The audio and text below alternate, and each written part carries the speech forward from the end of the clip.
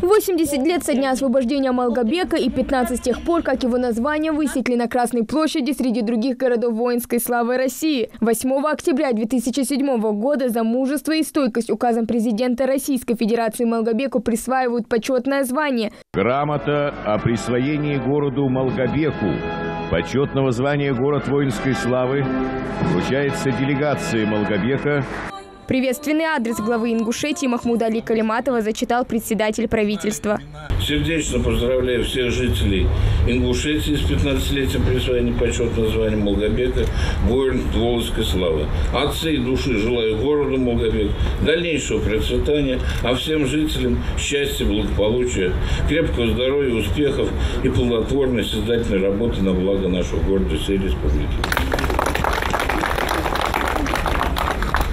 Город силен традициями. Вы знаете, до сих пор здесь происходит поисковая работа. Здесь неизвестные герои становятся известными. И глубоко символично, что сегодня жители и герои Ингушетии сражаются на передовой на Украине, защищая честь и достоинство наших граждан. Поэтому мы продолжим традиции, которые были заложены во время Великой Отечественной войны. Наше подрастающее поколение воспитывается на этих примерах.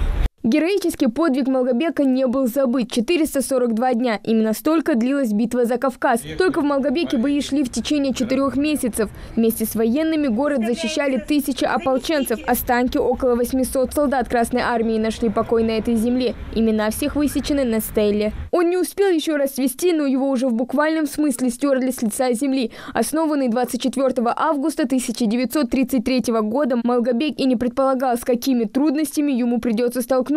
В первых числах сентября под непрерывными ударами гитлеровской артиллерии и авиации началось массированное наступление. В беде, в трудные минуты, независимо от национальной принадлежности, люди становятся в один ряд и вместе борются с бедой, которая свалилась. Это самое большое доказательство того, что и сегодня лучшие традиции наших предков должны мы сохранять, приумножать и строить наши отношения уважительные, добрососедские, если можно сказать, и братскими.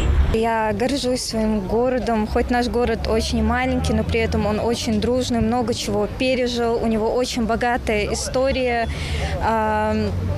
Я очень рада, что я родилась именно в этом городе. Конечно же, такое мероприятие очень важно, так как мы больше узнаем о своем городе.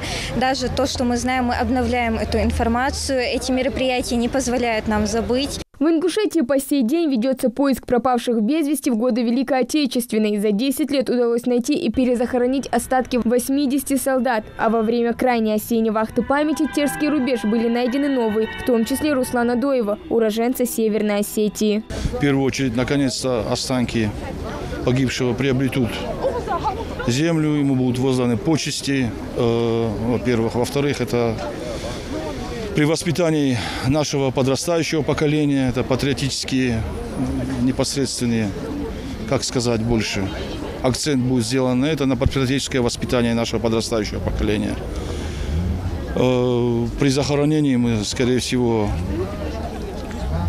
тоже соберем молодежь, проведем митинг. После торжественной части собравшиеся возложили цветы к памятнику воину-земляков, отдавая дань уважения тем, кто боролся за мирное небо над головой.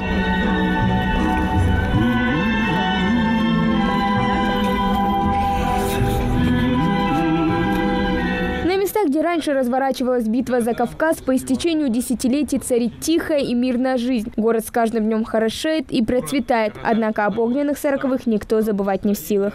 Их имена прописаны золотыми буквами в истории, а вечный огонь горит для них. Малгобекская оборонительная операция сыграла огромную роль в Великой Отечественной.